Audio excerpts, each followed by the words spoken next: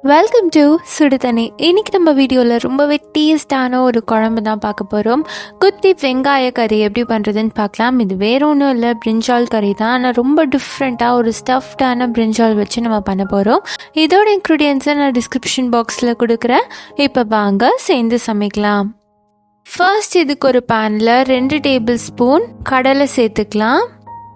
நான் வறுத்த வேர்க்கடலையாக தான் எடுத்திருக்கேன். அதை திருப்பி நல்லா வறுத்துக்கலாம். லைட்டாக கலர் மாதிரி வரும். அப்போ நம்ம இதை எடுத்து தனியாக வச்சிடலாம். இப்போ இதே பேனில் 1 டீஸ்பூன் மல்லி, 2 டீஸ்பூன் வெள்ளை எள்ளு, 1/2 டீஸ்பூன் சீரகம், 1/2 டீஸ்பூன் சோம்பு, ஒரு சின்ன துண்டு பட்டை சேர்த்துட்டு இதையும் நல்லா வறுத்துக்கலாம். இது எல்லாமே டக்குன்னு வறுபட்டுரும், அதனால் தனியாக சேர்த்து வறுத்துக்கோங்க. இப்போ இது ரெடியாக இருக்கு. இதை வறுத்து வச்ச வேர்க்கடலையோட சேர்த்து நல்லா ஆற வச்சிருங்க. அடுத்து இதே பேனில் 1 டேபிள் ஸ்பூன் எண்ணெய் சேர்த்துக்கலாம். இதில் ஒரு பெரிய வெங்காயம் சேர்த்துட்டு நல்லா வறுத்துக்கலாம்.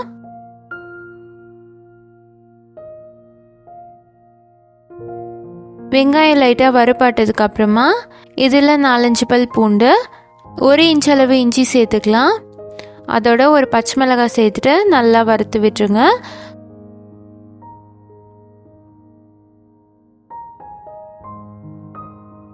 இப்போ இது கூட ஒரு தக்காளி சேர்த்துக்கிறேன்.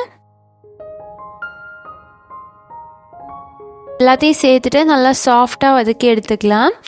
இந்த ரெசிபியை ஒவ்வொருத்தர் ஒவ்வொரு மாதிரி பண்ணுவாங்க. நான் என்னோட ஸ்டைலில் நான் பண்ணியிருக்கேன். இது கண்டிப்பாக ஒரு மஸ்ட் ரெசிபின்னு தான் சொல்லுவேன். ஏன்னா அவ்வளோ சூப்பராக இருந்துச்சு. இதுக்கும் எண்ணெய் கத்திரிக்காய் குழம்புக்குமே நல்ல டிஃப்ரென்ஸ் இருந்துச்சு. இப்போ இது நல்லா வதங்கிருச்சு. இது கூட ஒரு 3 சில் தேங்காய்,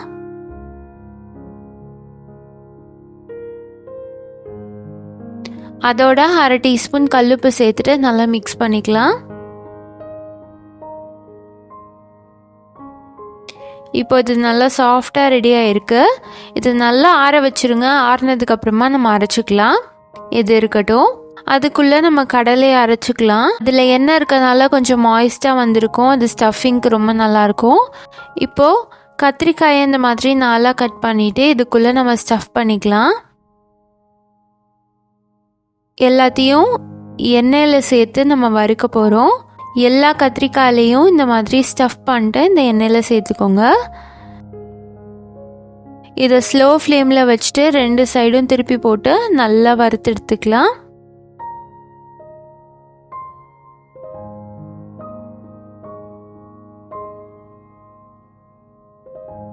இப்போ பார்த்தீங்கன்னா இது நல்லா ரெடி ஆகிடுச்சு. இது இருக்கட்டும்.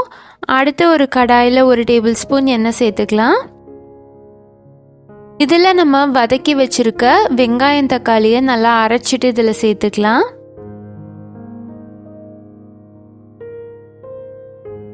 தேவைப்பட்டுச்சுன்னா மிக்ஸி அலசி அந்த தண்ணியோட சேர்த்துக்கோங்க.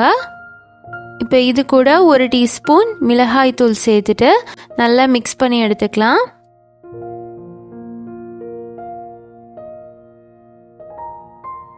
நல்லா மிக்ஸ் ஆகி நல்லா கொதிச்சு வரும்போது இதில் நம்ம புளி தண்ணி சேர்த்துக்க போகிறோம். ஒரு நெல்லிக்காய் சைஸ் புளி எடுத்து நான் கரைச்சி வச்சுருக்கேன். இந்த தண்ணியை அப்படியே உள்ளே சேர்த்துடலாம். சேர்த்துட்டு இதை நல்லா கொதிக்க விடுங்க. புளி தண்ணீர் சேர்த்த உடனே நல்லா தண்ணி ஆகிடும். ஸோ கொஞ்சம் திக்காகிற வரைக்கும் இதை நம்ம கொதிக்க விடலாம்.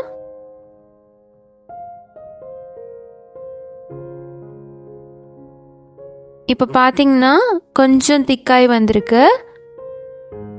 இப்போ இதில் நம்ம ஆல்ரெடி வறுத்து வச்சுருக்க அந்த கத்திரிக்காயெல்லாம் உள்ளே சேர்த்துடலாம். நம்ம செஞ்சு வச்சுருக்க பொடி அப்படியே எண்ணெயில் ஸ்ப்ரெட்டாக இருந்துச்சுன்னா அதை அப்படியே எண்ணெயோடு சேர்த்துக்கோங்க. அதுதான் நல்ல ஒரு திக்னஸும் அந்த டேஸ்ட்டும் கொடுக்கும். நான் அந்த பொடியை அப்படியே சேர்த்துக்கிறேன்.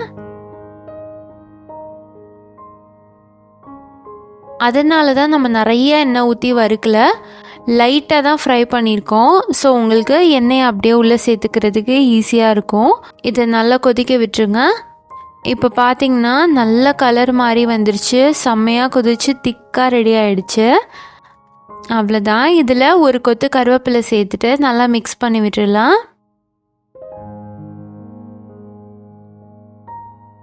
நம்மளோட வெங்காய கறி இப்போ சூப்பராக ரெடி ஆகிடுச்சு.